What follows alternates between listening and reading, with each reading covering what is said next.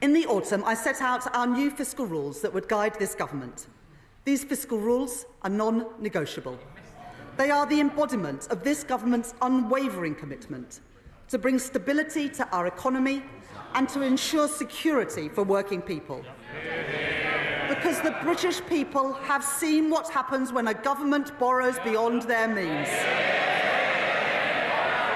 Don't call it a budget, but Rachel Reeves has just delivered her spring statement to the House of Commons. The government doesn't want you to think about this as a mini budget, an emergency budget, or even a major fiscal statement. But there have been some quite major policy and spending announcements. I'm here at the Bank of England in the heart of the City of London, essentially because what was announced by Rachel Reeves in Westminster earlier today is going to have major implications for monetary policy and business confidence moving forward.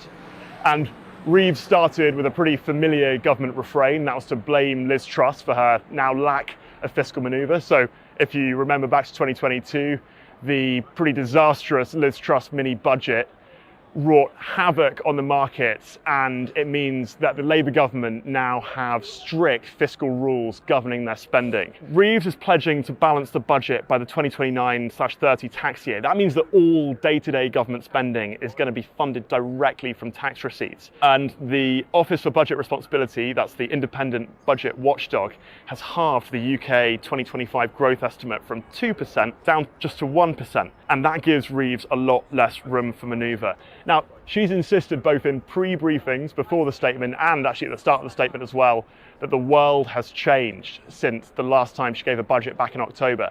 That much is true, because back in October, Donald Trump wasn't president, the global trade war hadn't started, and the global economy looked a lot different. But it needs to be pointed out, she only left herself with £10 billion in fiscal headroom back then. That's significant because with new OBR downgrades, she's now left having to plug a more than £4 billion deficit.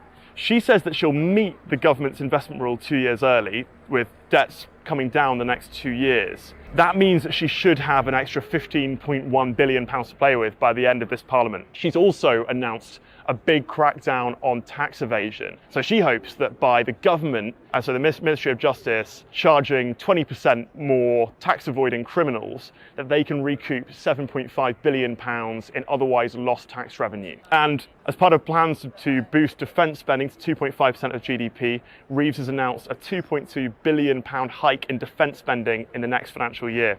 Arguably the most politically contentious part of the statement, that's welfare. And there was a surprise here because Reeves has cut 50% of the universal credit health allowance. She says this is crucial and it will cut £4.8 billion from the welfare budget.